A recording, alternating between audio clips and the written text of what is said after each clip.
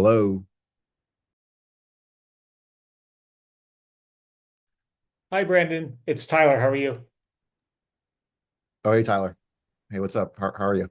I'm doing well. I'm just getting things set up here. We're in a holding room right now, so it's just you and I.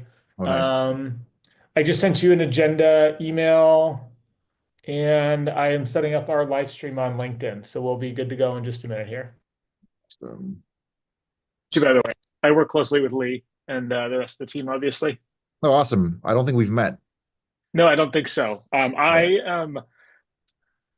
I work across the company, focused on like customer experience, customer success. A lot of what I do is work with our large fulfillment customers and supporting our warehouse team.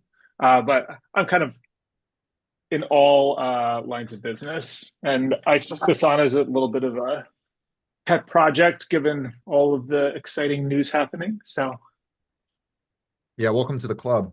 Welcome to the club. yeah, It's not it's kind of it's a mess, not gonna lie, but uh, that's what we're gonna talk about today. yeah. Let's see. Got to Do you set up do you our see me? Because I don't see myself. yeah. Mhm. Okay, good.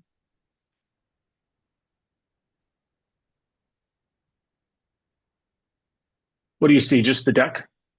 Yeah, I see just the deck. I think it might just be my settings. Yeah, I think so. Whatever, If you, as long as people can see me, it's fine. yeah, I we don't need got you. yeah, I don't need to see myself. Let's see. Hmm.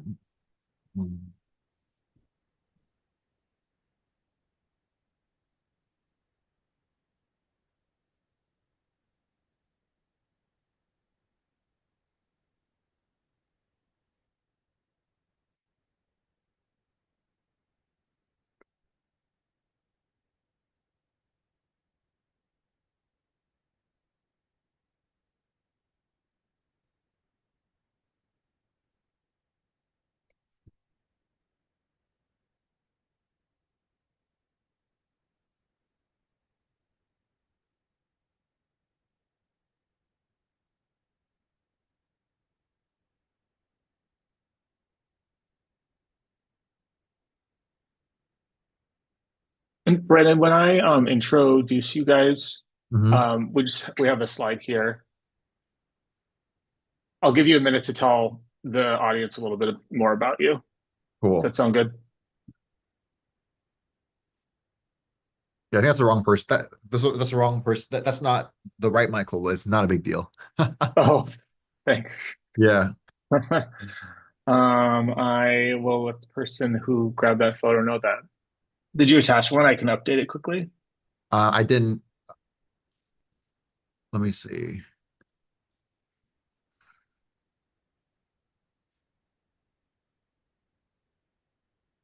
I'm honestly not sure if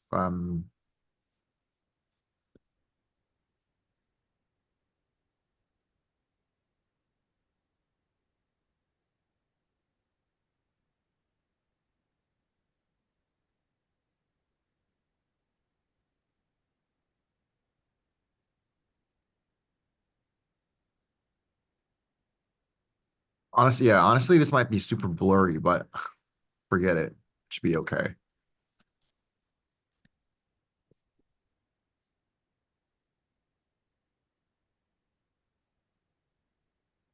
I'm gonna send you the picture from my LinkedIn too, because I was like a sophomore in college in that picture. Okay, Yeah, we got about 1 minute. cool. Yeah, but I gotta email it to you right now.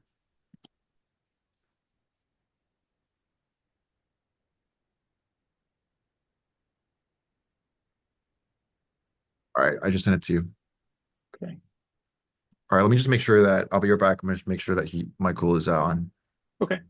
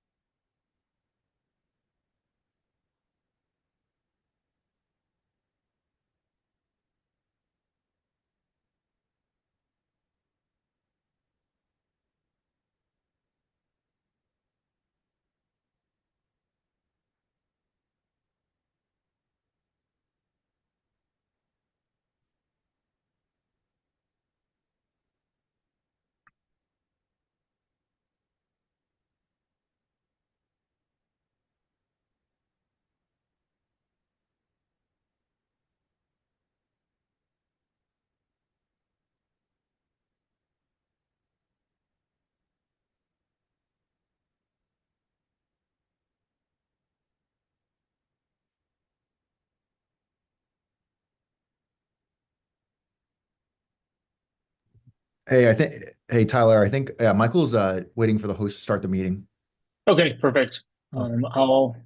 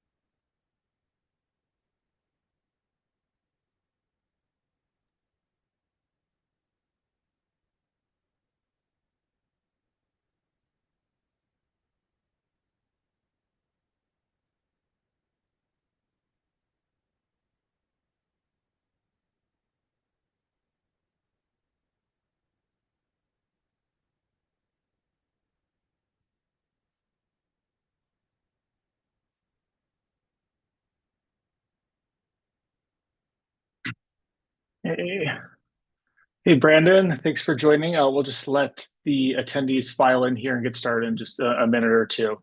Cool.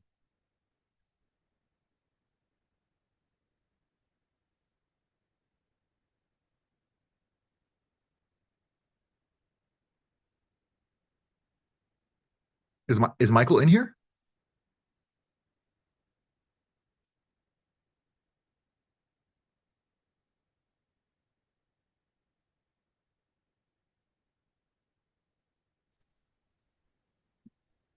Awesome. Hey, Tyler. Hey Prince. Hey, guys. And I think, Tyler, that link that was sent was actually to the regular calendar invite. And we might need to send Michael just this new link. Yeah, you're on mute, Tyler. Perfect. Let's see. Brendan, could you send this new link over to Michael? Which one? Tyler, would you be able to send Brandon One the link? moment. Cool. Sorry for the technical difficulty, folks. We'll be getting started in just a second here. Here you go, Brandon. I just sent it as a direct message in the webinar chat. Did you get it? Otherwise, I can email it to you. I got it. Yeah. I'm just Okay, great. oh, he joined. Yeah. Awesome. Hi, Michael. Are you here? Hey, Michael, thanks for joining us. Hi, Sama. Yes, there will be a copy of this recording that will be shared. Yes. Cool, cool. And thanks for your patience, everybody. We're just gathering here. Really excited to have another great group for our daily webinar series on tariffs. We'll get started in just a minute, guys. Awesome.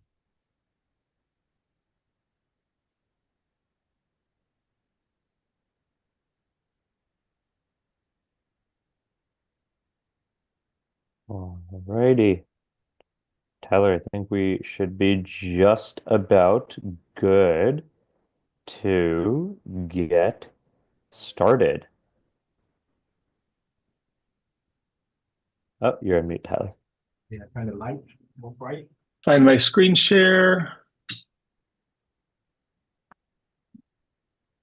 maybe Friday. Okay, All righty. should be good to go.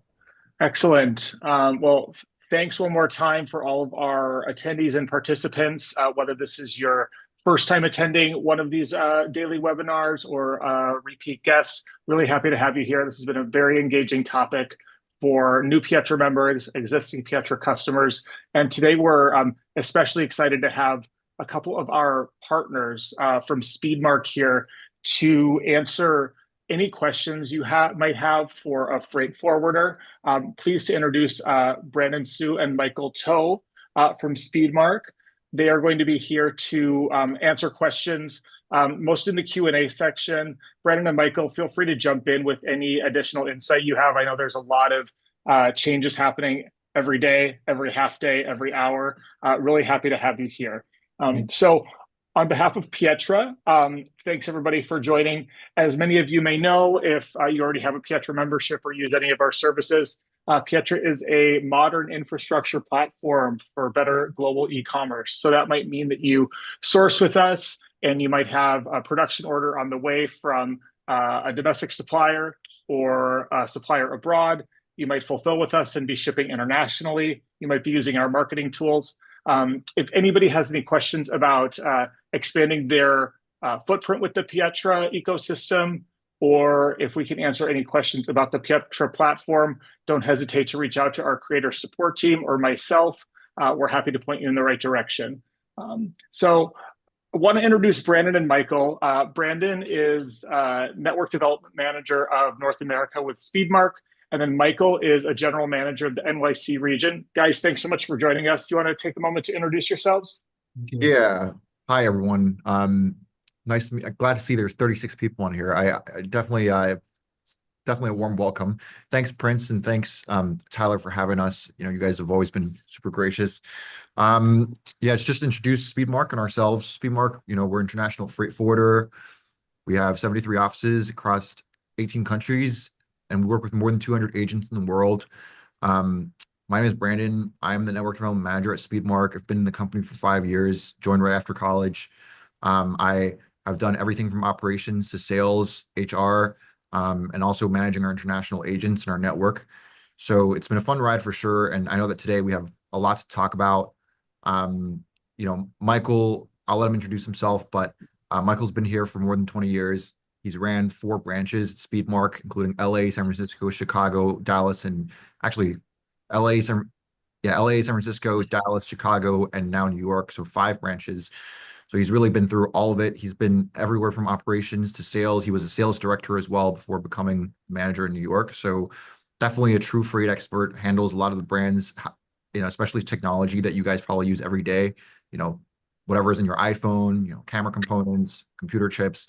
Michael's dealt with all that before. So, Michael, I'll let you introduce yourself a little bit as well.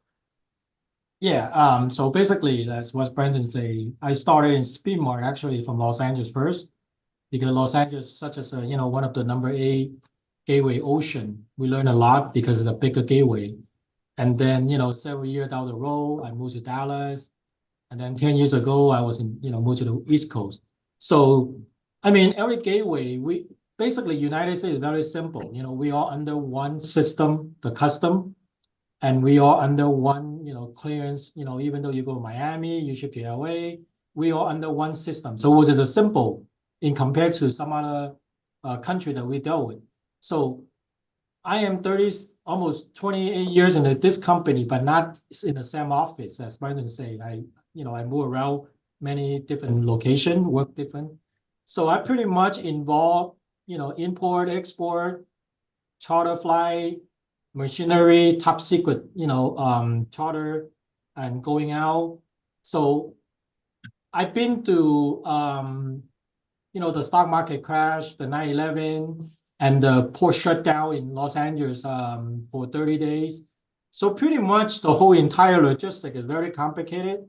And now we are dealing with tariff. And then before tariff, we were dealing with COVID. So my career was starting when the port shutdown, there was a lot of problem. In 9/11, there was a lot of problem. The stock market crash, there was a lot of problem. Now we are dealing with tariff, which is totally different things. But Totally.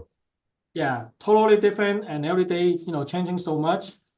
And I try to answer whatever I can, whatever, based on my experience, and we'll see what kind of, question everybody was facing. But Absolutely. Excellent.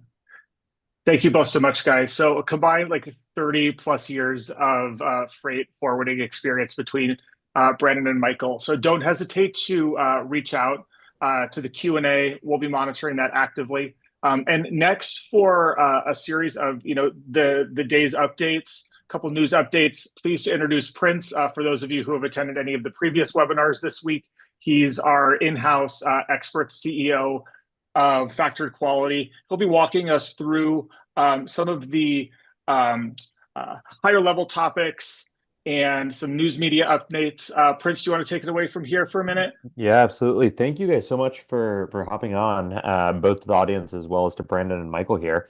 To the audience listening in, one thing that I recommend is this. We've structured today's webinar in a really different way than previous ones. We want to make this webinar much more Q&A heavy. So please, please, please type in questions, comments, concerns, anything that you guys have, please dump into the Q&A and we'll spend a longer period of time than usual talking through any of those questions and answers, and I'll help facilitate large parts of the conversation with Brandon and Michael here. So, Brandon, Michael, thank you guys for coming on. Let me actually ask one quick question before I start. Brandon, Michael, are either of you guys licensed customs brokers? Do either of you hold your customs broker license? well, I'm not a licensed, but I work with the brokers for, 20 something plus years. I mean, because I don't classify stuff. My job is more international, focus on international, moving thing all over the world. Yep. So I don't classify products. I'm not Cool. licensed classify. Okay. No, totally makes sense. Brandon, and how about you? Are you a licensed customs broker or no? Absolutely not. Okay. Uh, So I will preface all of this with saying, folks, this is not legal or financial advice. Anything related to the duties and tariffs and classifications of your products, you should speak to a licensed customs broker. We will actually be doing another webinar with a licensed customs broker on who can answer some of those questions as well. The Speedmark team works obviously very closely with licensed customs brokers, and between myself, Brandon, and Michael, we can probably try and answer a decent number of in-depth questions. But let's just dive in and take it from there. So, for anyone who's not been on previous days' webinar sessions, just as a quick refresher, and Brandon and Michael, a lot of the folks who come on today's webinar are probably e-commerce sellers and early on into their e-commerce and product journeys. And so, just as a quick refresher for everyone, what is happening in the world right now and the conversation topic for today is we are talking about tariffs. And just as a reminder here, a tariff is fundamentally a import tax on a product or on inventory that is entering a country. The reason that we are going through these tariffs right now is because the US for a long time has been in a trade deficit with many countries. And the US carries a lot of debt on its balance sheet as a country. And to overcome that debt on a balance sheet, there's one of two ways the country can make money. Either through a production tax, which is an income tax on all of us here on this call, or via a consumption tax, so taxing products and services that are imported into the US. The administration, the Trump administration's big MO right now is to lean deeper into this consumption tax. And in part, this is also fueled by foreign relations with some of these countries that the administration is negotiating with. And so that's kind of what brings us to why we were here in the first place. We'll go through a few of these specifics on the call, but one of the big questions we always get is who pays for the tariff or the duty? Is it me? Is it the factory? The answer is it depends, and we'll get a little bit deeper into why it depends. Just as another reminder, tariffs and duties are determined based on what is the product you're entering, what is the value of that product, so that's how you pay your import duties, and then what is the trade agreement between the country of export and the country of import, right? So what is the current relationship between the US and China? And that's, for example, one of the numbers that's fluctuating and changing every single day. And again, as a last reminder, We are not licensed customs brokers. This is kind of like a disclaimer of you should speak to your lawyer. This is not, legal advice. Anything given on this call, anything said on this call is not financial and legal advice. We will have a licensed customs broker on shortly, so please do join for that call. But without further ado, why don't we hop in? Or Tyler, any questions we want to address before we jump in deeper? There are a few questions about um, the best ways to contact Speedmark. I think we'll actually bundle those at the end. Yep, we can bundle this at Let's the go end. ahead and proceed with the slides, and Cool. we'll bundle those Q&A toward the end of the session. Let's do it. Let's hop to the next slide, Tyler. And for anonymous attendee who just asked, what is freight forwarding? So Speedmark is a freight forwarder. Freight forwarding in freight forwarders are entities that help move products and goods from one part of the world to another. So the best way to think about it is this. For anyone who orders large containers of inventory or products that have to go from China to the US to a customer's front door, there's actually no single entity in the world that's big enough to do every single step of that journey. Instead, it's a coordination between trucking companies, planes, shipping companies, the ports, and then the customs brokers, and finally the last mile delivery companies. What a freight forwarder like Speedmark does is oversees and takes care of every leg of that journey and helps you get your products from factory floor to front door. You work with Speedmark and they work with all the different carriers and vendors at every leg of the journey on your behalf. Michael, Brandon, would you guys say that's a right statement to make? Yeah. I think that, the easiest way to explain what a freight forwarder is, we're basically every forwarder in the world's the same way, but, we're all middlemen, like so we're the company in the middle. The reason for that is because to book directly with the airlines, the shipping lines is actually not allowed, so you got to be, we call like, got to be an IATA freight forwarder, you got to be CTPAT certified. And the reason why, the government does that is because freight forwarders are actually a valuable layer of security for the global supply chain world. So, for us, we have to go through TSA training and US CBP training when we join anything in freight forwarding, even if you're the receptionist, you're on the phone, you're just picking up the phone, or you work in the warehouse, you need CBP training. It's a pretty short course, but basically it's like all the stuff that you see at the airport, like, if you see something, say something, and especially for export as well. If you're handling air exports out of the US, US CBP is super strict with those. So actually, every area bill you sign off, you have to sign a disclaimer saying that, if you misdeclare something, you can be in prison for up to 5 years. So shout out to all of our export people that put their life on the line every day. Just kidding. But yes, so forwarders are middlemen that arrange transportation around the world from supplier to usually the consignee's door. So we basically get things for businesses from point A to point B. Cool. Awesome. Super, super helpful there, Brandon.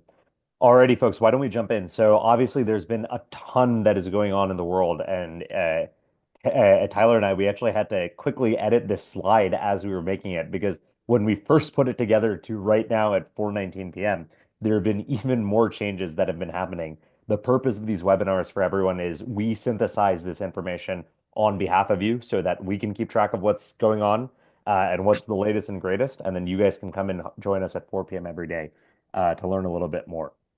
So the big news, folks, from yesterday, Wednesday 4/9 to today, Thursday 4/10, is we have had a 90-day pause on tariffs from countries apart from China.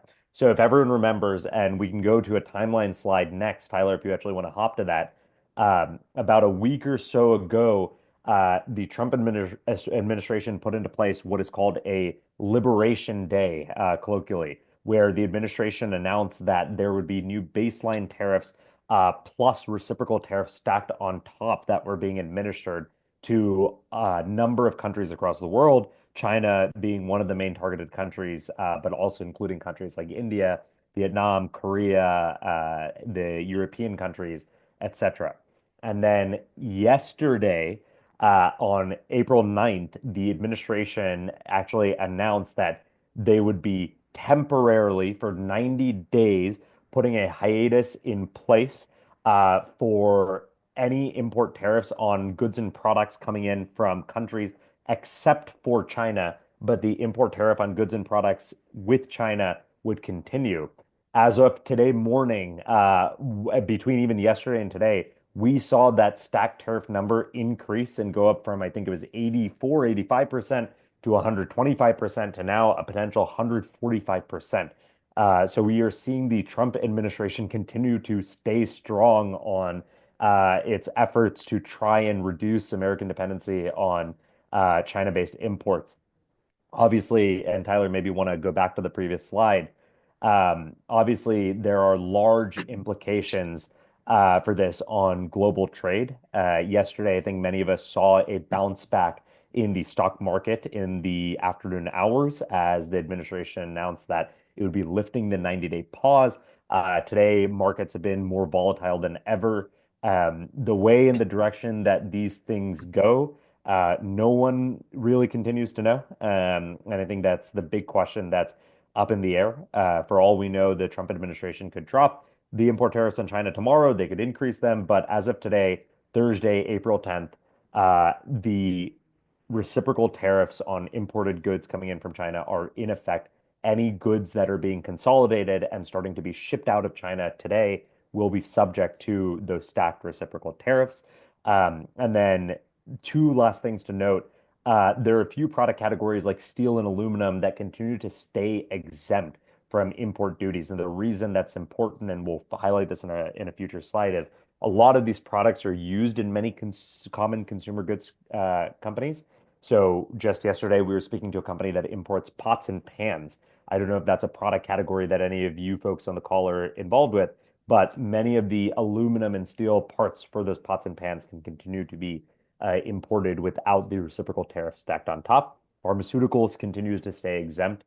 And then the one last piece that we'll get to on this call is what is happening with de minimis, which is the shipping loophole for e-commerce parcels that many companies like Shein and Temu took advantage of to not need to pay import duties on those lower valued products. So let's now, Tyler, shall we take a few questions or shall we Yeah, flip slides? yeah, and really helpful clarification from the audience from Jillian, saying I think it's important to clarify that the deficit tariffs are on pause. However, there's still 10% tariffs still in place, Correct. which And is true. Yes, Tyler, go want ahead, to want Prince. to go to the next slide, and just so that we Yeah. have this slide up in the background. Yes. So everyone, and Michael, Brandon, please feel free to chime in. But from our most recent understanding, right, the baseline 10% tariff is still in place on every country. The deficit tariff or the reciprocal stacked tariffs have been temporarily paused for those 90 days. Any Yes. commentary, Michael or Brandon? Yeah. So basically, the baseline, I mean, the announcement he came out was April 2nd. So the baseline was started from April 6th to April 8th. And then on April 9th, supposed to be the new, reciprocal tariff. So on April 9th, he changed it right away, So that means the April 9th reciprocal did not happen beside, so the baseline is 10% for all country. So what happened was during April 6th and April 8th, we have a lot of customer was fighting to import, bringing in to pay only 10% during that 3 days period so short. So for example, since it's already passed, let's say like Apple Computer will charter 5 aircraft to Chicago, leaving on China, arriving on US on April 8th, because Apple tried to dodge the reciprocal tariff. So that's why last week the market in Shanghai was upside down because Apple was like screw everybody up, and then they managed to have 5 aircraft fly out. So we all thought that April 9th the reciprocal kind of kick in, but somehow April 9th he changed it again. So that's a baseline. The 10% is a baseline. Still have to pay. Even though today you import from Taiwan, you import from somewhere, you have to pay the 10%. Not China, Awesome. apart from China. Excellent. Thanks, Michael. And just some definitional clarification from Seema. What is a reciprocal tariff? Does that mean they turned around and increased the tariffs because we did it first? Yeah, maybe Brandon or Michael want to maybe like take a step back and zoom out and from a almost macroeconomic point of view, give a quick summary of what is going on in the trade war scene. Brandon, I don't know if you wanna briefly talk to it, I can as well. Yeah, I'm gonna talk about just bring up a couple basic points and let Michael chime in as well. Just to give a brief overview of the situation. I mean, obviously, I think everyone, especially in our industry, has gotten, loads, endless phone calls, after hours, for the month leading up to this. Generally speaking, like the answer, to probably the mo basic answer to probably everyone's question right now, is that even licensed customs brokers and Speedmark, we have our own brokerage that we work with, locally in the JFK area. We've been hounding them every single day for questions similar to the questions that you guys are asking us, in the Q&A right now, and we're going to get to as many as possible. But even licensed customs brokers that work with the CBP are telling us that the answer right now is they do not know, and it can change on a daily basis. So, for example, a couple days ago, right, there were these tariffs on basically all countries, and now for most countries, it's been reduced to 10%. China is at 145 still. 25% even on top of that 145 if you do auto parts or anything related to like aluminum and steel, stuff like that. So that's kind of interesting as well. But um, you know, there is kind of a level of uncertainty in the market. So I do want to share a little bit, Prince, if you're okay with this. I want to share a little bit about what kind of like major multinational importers are doing, which are also like, our clients. So, what we're seeing with a lot of guys that ship a lot, let's say regularly every week, or like, multiple containers a week, maybe multiple containers a day, guys that are importing all the time with logistics departments is that, people are either freezing their shipments to observe what's going to happen, in the near term future, because all these regulations just start to kick in. Or if they're a big enough company and they have an urgent enough need and if they have the margin to cover the tariffs, then they will go ahead and pay for them. But across the board, we're kind of seeing, I would say, maybe half of the customers kind of asking us to hold bookings, and half of the people kind of continuing to go ahead with the shipments. And we also have maybe a few people that are scrambling, trying to change shipping terms to DDP and whatnot, and trying to, alternate ways to route the freight, potentially even asking us, hey, like, can we route it to another country and then route into the US? I was just speaking with a customer this morning about that, but unfortunately for the products, if the certificate of origin is China, so if anything in that item is made in China, any component of it, then it's subject to, the tariff.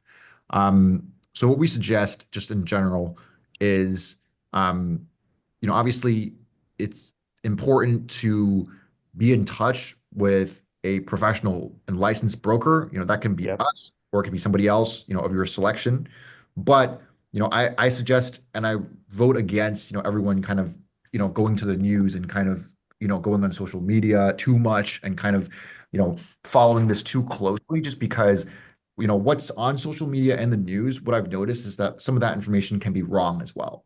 So your most accurate source of information, everybody, is from a licensed customs broker because they're working with the government and they're getting all the information from the US government directly. So Yep. Twitter, X, all these things, like it's great for reference, but you might be getting wrong information. So Super, super helpful, um, Brandon.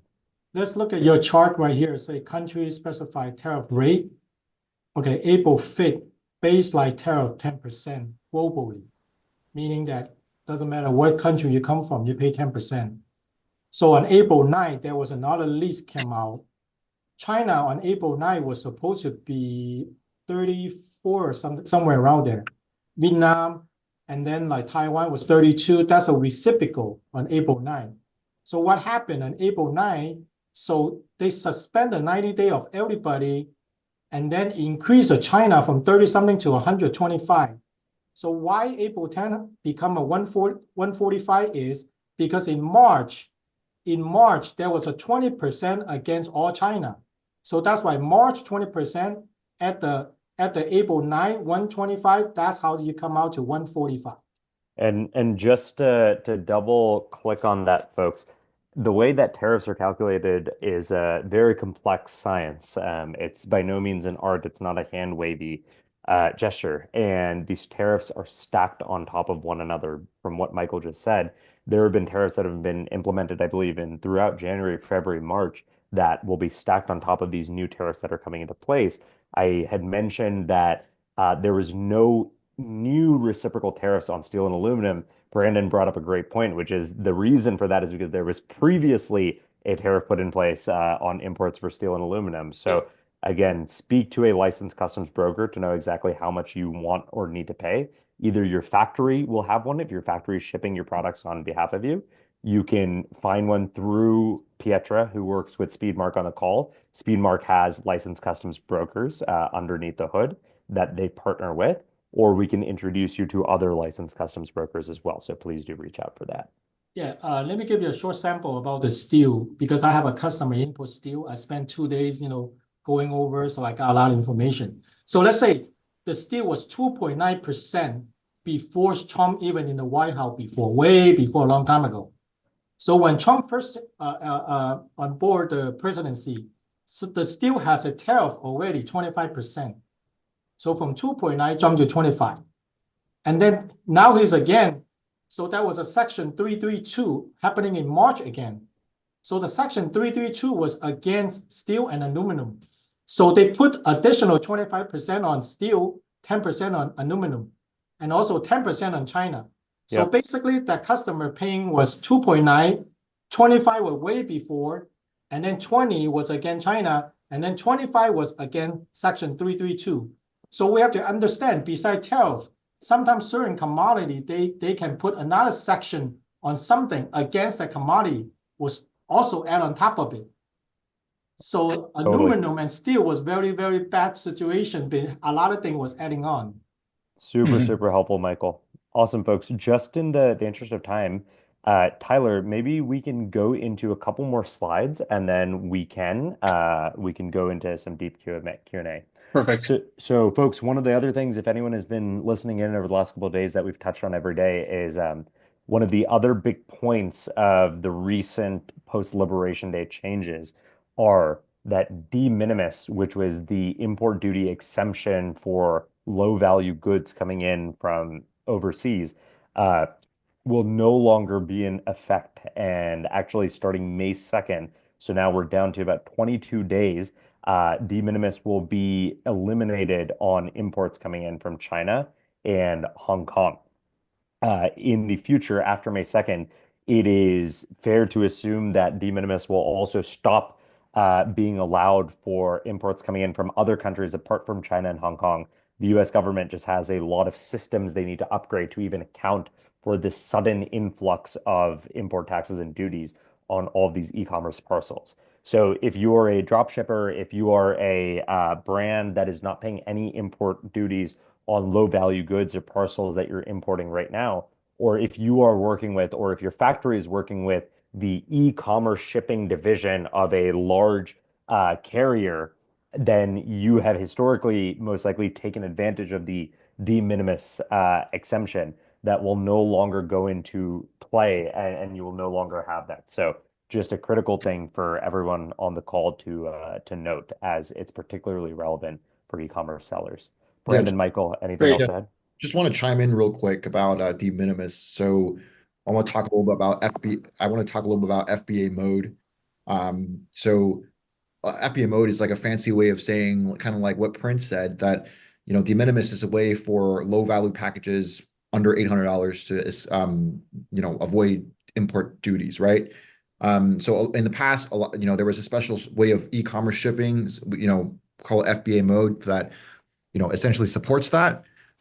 With de minimis now being canceled, if you do have any e-commerce shipments, or e-commerce type shipments, like Prince was saying, if you're a drop shipper or something, most likely, there's no point to continue to ship them through a e-commerce company or an e-commerce carrier, just because the main re or an e-commerce service, just because the main reason why people were doing that before was because they could save import duties. But now, all of that, if it's going to continue to happen, all the e-commerce goods, which I doubt is probably going to decrease by about probably 40% or more. But you guys could also explore conventional freight options as well, which opens up a lot of new doors for everybody. You could experience kind of like the service of new teams, or even potentially better pricing and just like better transit time. So there's good things about that. But the bad thing about conventional freight, which is versus FBA mode, e-commerce consolidations, is that Conventional freight might be a little more expensive, but I think that with the tariffs, we're kind of all in the same boat. So just FYI. We are Yeah, all in the same and boat, no I pun intended. and I know we want to keep things moving, but I think we should actually double click on this point. And there's a question here about someone who has sample products coming in from China, asking whether those will be subject to tariffs. And Brandon, if you could just explain what FBA mode is for the audience, just take a minute to do that. I think that would be helpful as well.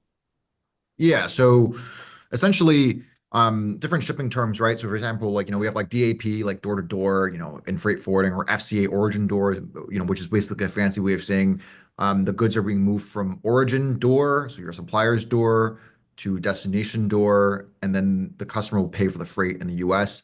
That's, DAP. If it's DDP, which is what a lot of, Pietra customers do, to my knowledge, that their suppliers arranging the shipment. So the supplier looks for the freight forwarder in China. The freight forwarder in China uses either their own office in the US or their, agent in the US, to complete the shipment. FBA mode is a special way where a lot of small packages are consolidated into a giant consolidation. And, the whole shipment kind of clears customs together underneath that pretense of that de minimis rule. So the difference between that is that a conventional freight forwarder that's not an e-commerce focused forwarder or e-commerce based service like FBA mode cannot clear, a whole consolidation with 500 packages in it, if that makes sense. Super So helpful. yeah.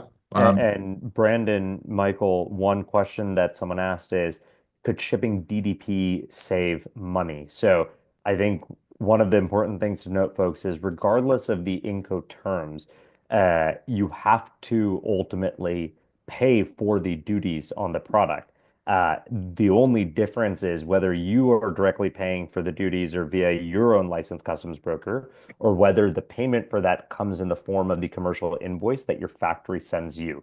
If they are working with a Chinese freight forwarder, like Brandon said, who is taking care of the shipping and taking care of the duties as well. Yeah, I You would. will go ahead. Sorry, no, I just want to chime in about something super important related to duties and paying brokers and whatnot.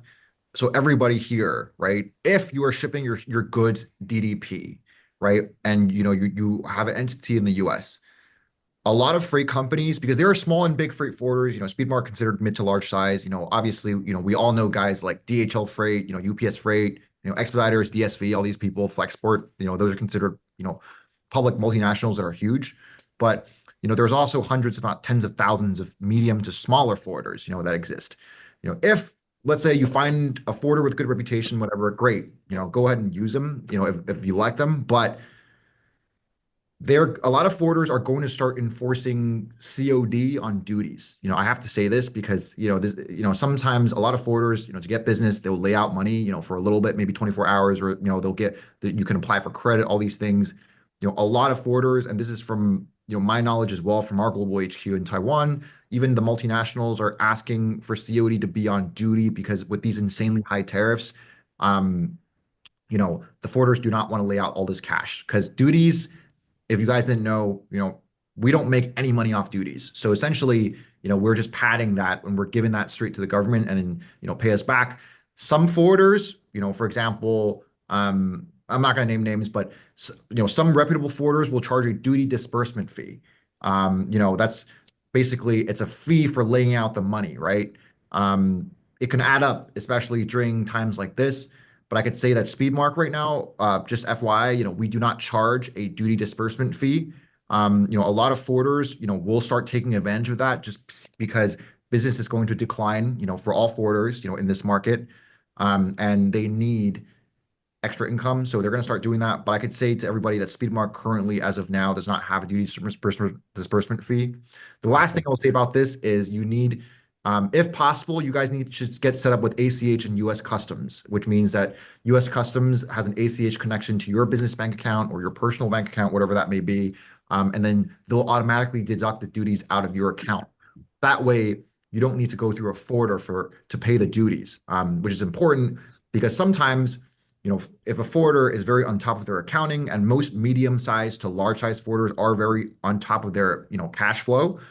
If you don't pay them on time or there's something goes wrong with the transaction or anything like that, even if it was just an innocent mistake, they can cancel your entry, or they will not, they won't clear it, your shipment, and then that black mark on that importer of record actually doesn't go on the forwarder, but it goes on you. So, we're for us, we're telling all of our clients to go ACH. That's the way to go because you're automatically paying the government. It's like, a tax withholding, pretty much. I mean, not really, but they'll take the money out of your account automatically. Again, if you don't do that, and that even if the forwarder, you have large credit terms with the forwarder, and they lay out money for you, but you don't pay them on time, or something happens with the transaction, and then they cancel your entry, you know, you will get a black mark by U.S. Customs for not paying your duties on time, which means interest, penalties. And with a black mark on your import of record, it also means that even if all this mess is over, for like the next 5 years, if not more, because the U.S. government is just very stingy on these things, your shipments might get held, inspected, put under exam, anything like that. So just make sure to, you know, make Totally. sure make sure to get ACH set up, and we can help you guys with that if you guys need. Awesome. Brandon, thank you so much for that. And folks, we have a couple of minutes left, and I think Tyler, just want to blast through a couple of Q&As. So Brandon, Michael, will fire off a couple of Q&As. Please keep, Tyler, we can maybe even stop screen sharing for a second. Yeah. Please, Brandon, Michael, just like quick responses so we can get through as many of these as possible. So, question from Ronald Mabry. Are tariffs interrupting delivery of goods from Pakistan to the US? Brandon, Michael, just one step abstracted. Is any actual delivery of products or the shipment of products or any of those being impacted, or are carriers and freight forwarders operating business as usual despite the change in tariffs? No, I mean, the tariff is not delaying your shipment. Every time the government put tariff out, they always tell you when did it start, when did it left the port, when did it arrive. They give you the timing. For example, if you have a container left 2 months ago, whatever tariff happened now, your container right now, you're not gonna pay it.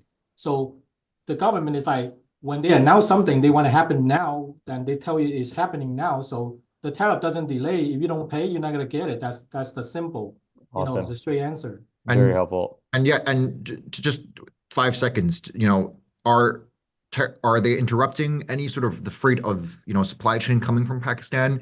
It's affecting everybody in Asia and probably everyone around the world right now because there's all this uncertainty going on.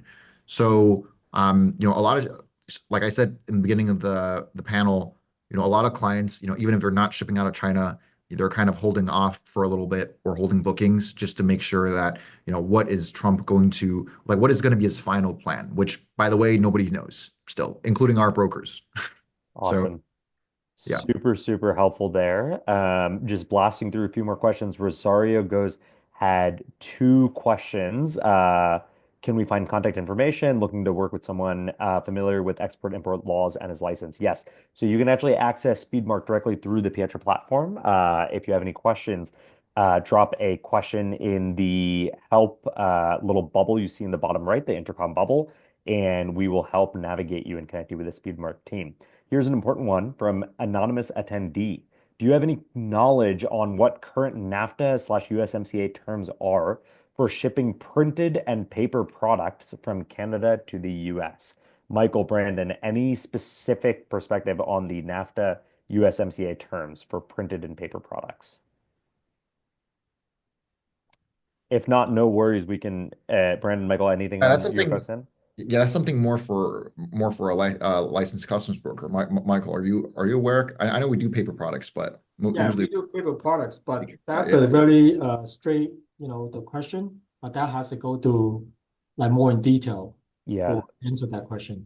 yeah, For whoever is the anonymous attendee, we will have a licensed customs broker on tomorrow's webinar. So just hold the question and please do come back, or we can take it asynchronously and go from there.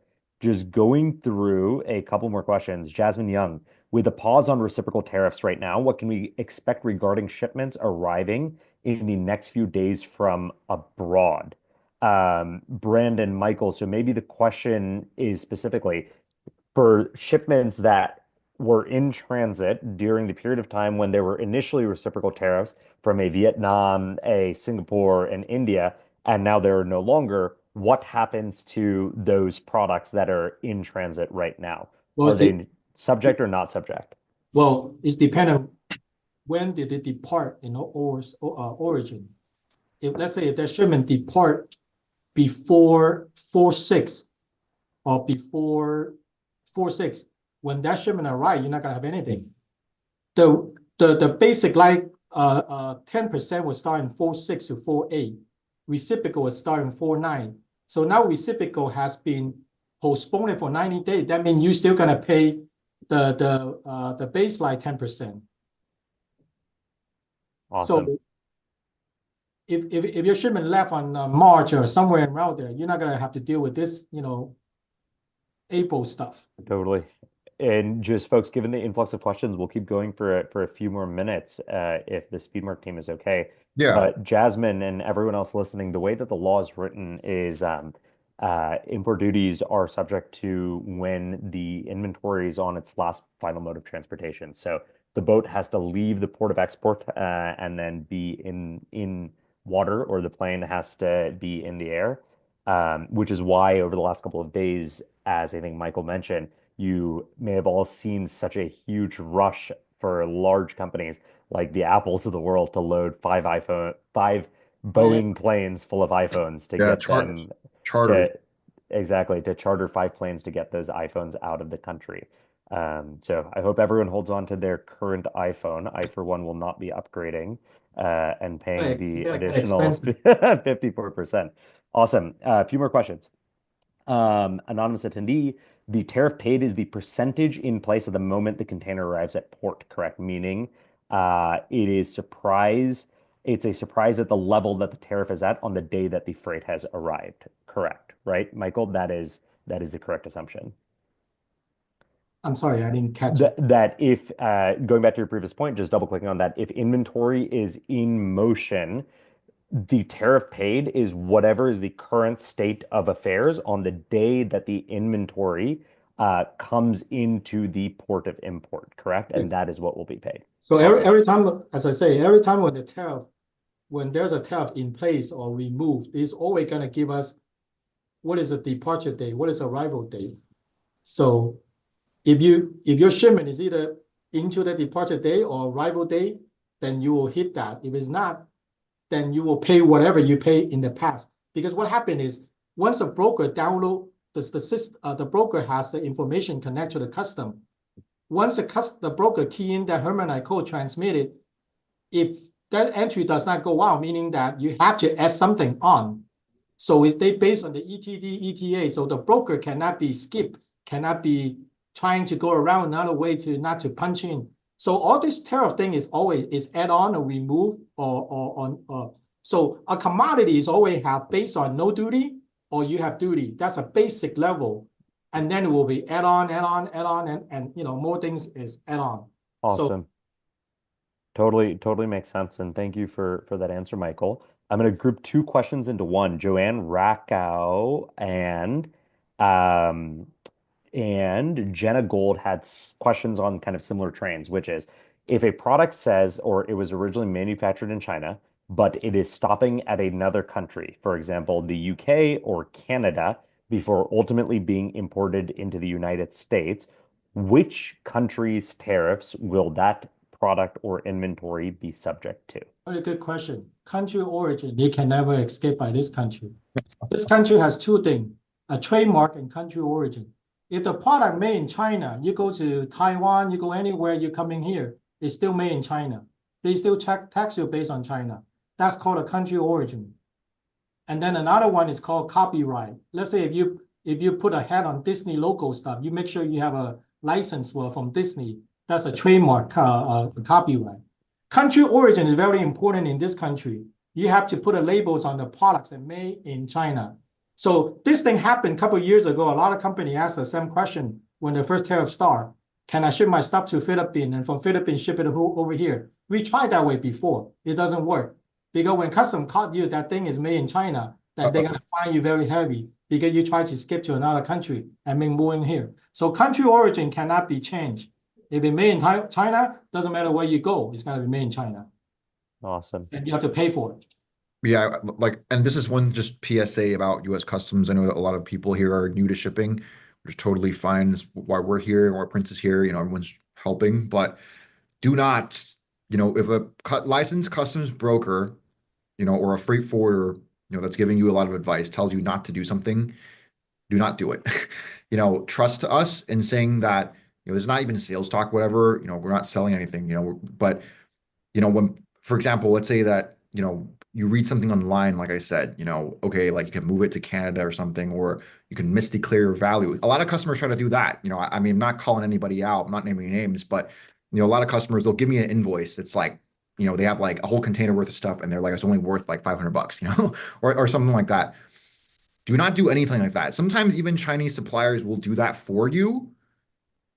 If you get caught, like this is like not paying your taxes in the US. It's like I said, you're gonna get a black Yep. mark on your importer of record, right? It's gonna affect your business in the future. Even, kind of like not if you miss your taxes for a year, the IRS may audit you for three. So our policy is always, follow the regulations, follow the law, even if it may be tempting in hectic times like this, because you will always, always, always, always end up paying more in penalties and interest and all these things than what you save on an individual shipment. And Absolutely.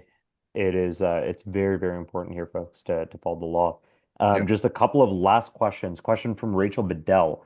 To confirm for de minimis, do we have until May 1st to get the shipment under $800 shipped out of China? Do the reciprocal tariffs of 145% not apply until May 1st for those de minimis shipments until May 2nd? Well, the reciprocal right now is postponed for 90 days, but we know, I mean, we don't know what's going to change tomorrow, today afternoon. But Michael, just to clarify, the reciprocal for 90 days is not postponed for China, correct? For other countries outside of China, it is. China is still being subject to the reciprocal tariffs. Yes, China right now is still subject. The reciprocal is postponed for all the other countries that on the list. Correct. So I think Rachel's question is the de minimis up until May 1st, Rachel will be able to continue to import products under de minimis. And then on May 2nd, it would be 145% on those products that she's importing. Yes. Cool. Right Rachel, now it's about 145, 125 plus 20. awesome. Yep. Rachel, that should be a direct answer to your question.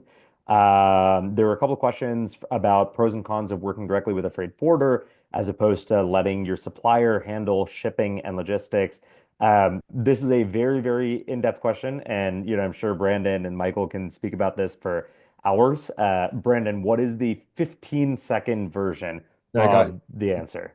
yeah, no, I got you. So, all right, here's a very basic way of saying this. I could talk about this for months, but if you are shipping, and for most brands and a lot of brands in Pietra, if you have like, if you're a brand just starting out, maybe you just start something out of your apartment, or you have a small team and you're doing just some samples here and there, you have maybe like a couple hundred kilos a month, or maybe even 1,000 kilos a month, route those DDP through your supplier, because the amount of time it takes to set up with a forwarder in the US, it's just not worth it. And also, you don't need like what a forwarder offers you here, for example, like credit terms and all these things. This is more work, right? To have the forwarder outsource it.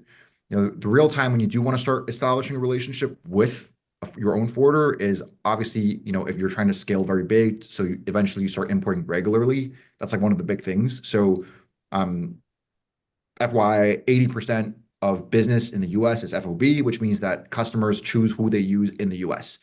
You get better control because you choose the forwarder versus your supplier. Some suppliers will take kickbacks from a forwarder for referring business or the other way around.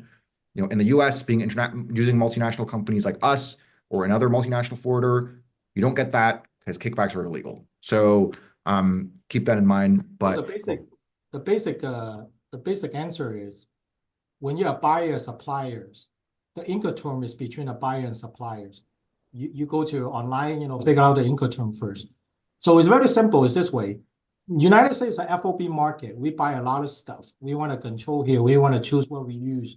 So let's say you buy the product at dollars, you select forwarder stuff. If you tell the vendor, okay, do a DDP, ship it to my door, the vendor calculate everything, add it up. Okay, it's gonna cost you $1.50. So whatever come around is gonna be add back around into the circle. So that's how the different terms is. So the forwarder work around with the customer depending on what's your terms. If you have a DDP, I can have my overseer work with a supplier, to arrange a DDP and then deliver to your door. DDP is easier, like we order Amazon, next thing is, ship it to your doors. But Amazon already add the delivery charge and everything on top of the products, they send it to you. So that's a different. Incoterm is always between when you order something, when you want to start a business, you can figure out who pay what and what pay who. Yeah, and Awesome. And that's a basic line. yeah, and then I think customer support is super important. So I'm going to mention this for 3 seconds, but I know that for a lot of brands here, you guys, have never worked like, you guys don't have much experience in logistics for a lot of people, like starting out. So it's quite important, honestly, to get your information and some education from any forwarder of your choice, because if you have a relationship with a forwarder in the US and you're shipping regularly or plan to do that once you scale, launch, get an investment, whatever, um, you know, working DDP with a supplier, it's all fun and games until it's not. You have no idea who they're choosing to use in the US, so you might not be able to reach anybody for support. Forwarders, the only thing that differentiates us is not just size and might, but also customer service. So forwarders are all over that. So Totally. the whole thing is, hey, you want somebody that you can depend on. You want somebody that you can call and speak to if you Yep. have questions about supply chain. And especially medium-sized forwarders. I know large forwarders don't do this, but medium-sized forwarders can essentially act as your outsourced logistics team, so you Totally. start focusing on other things like marketing. So food for thought. Super, super helpful, Brandon. Last final two questions, folks, and then we will be at the top of the hour and out of time. From anonymous attendee, my product is small in size, and currently we ship with DHL Air for speed purposes. Given the small size of our shipments, 1 to 2 boxes, under 50 pounds a quarter, in your opinion, would there be a cost savings benefit for both freight and customs in working with a broker versus letting a commercial shipper like DHL handle the import? Absolutely, absolutely no savings. You should continue to work with DHL and use them for every shipment, except other than when they become palletized shipments and bigger shipments. But 20 seconds and why it's different. So DHL, they have their forwarding division as well because they're huge. But for most guys, we know DHL is a courier service. Courier services or express services. First of all, they consolidate 1,000, 2,000 small packages that you order from this Hmm. company, I order from this company, and they ship it all to your door, and that's how they save money for themselves and make money, and also give you those cheap rates.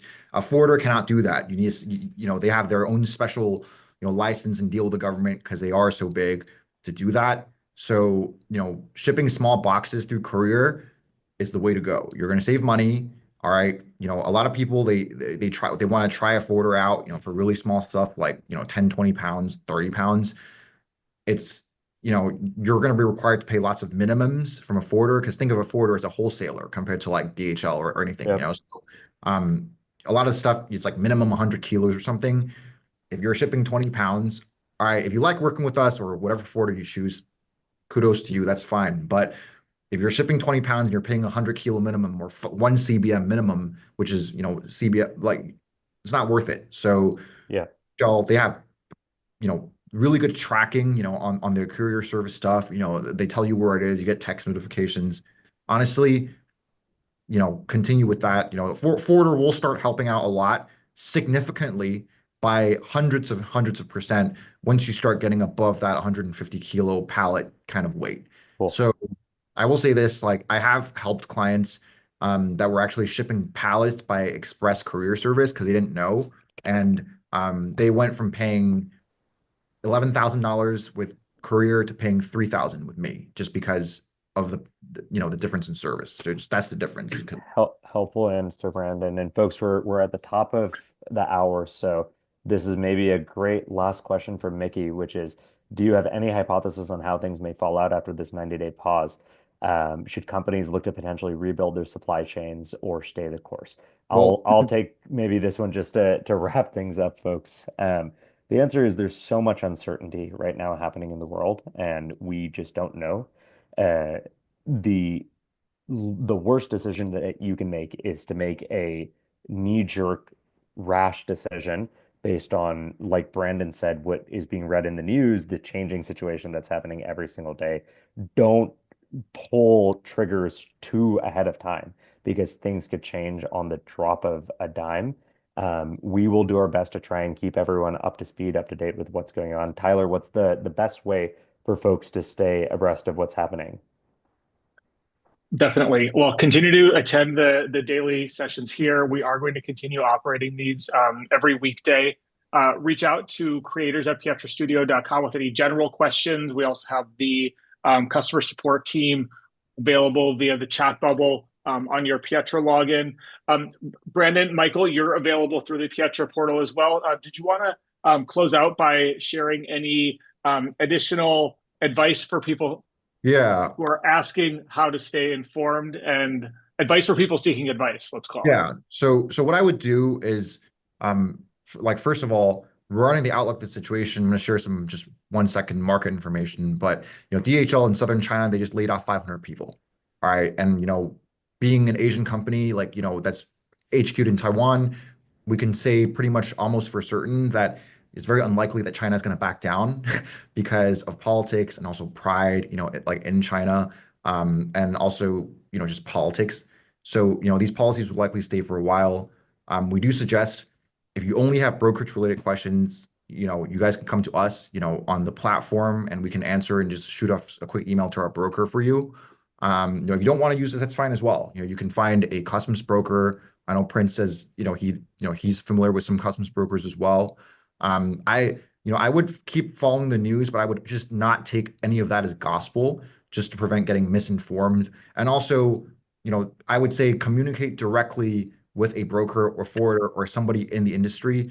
Don't do it through your supplier because the worst thing in this industry is, suppliers are not freight people or transportation people, so they might give you wrong information as well. Best to get it from the source. And also, totally agree with Prince. Do not knee jerk. I get that there's lots of articles and people saying, oh, well, like, this company like Apple's like, has these plans in India now, and, or this company is moving all their production to Vietnam. Like, for smaller brands and startup brands, which I know is a lot of people in Pietra, which is great. Like, that is just, if things reverse in a couple years, you might have just wasted a lot of money and resources and time.